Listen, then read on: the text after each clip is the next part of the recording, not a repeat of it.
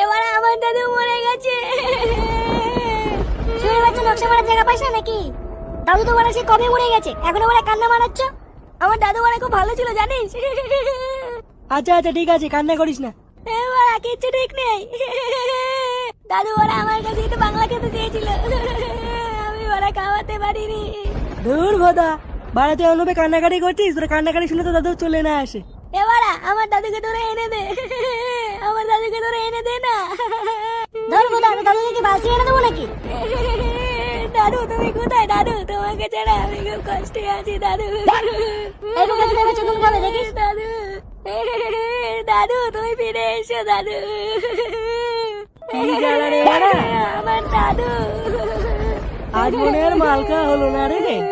কি রে ফুটো, বাড়া কেমন একটা শব্দ হলো না?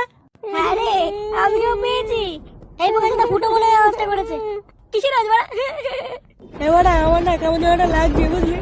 ও বলতো না, আমাকে বাড়ি নিয়ে এসো না, আমি থাকবো না এখানে। কেন বাড়া থাকবো না কেন? এখানে কি ভূত চলে আসছে নাকি ভূতা?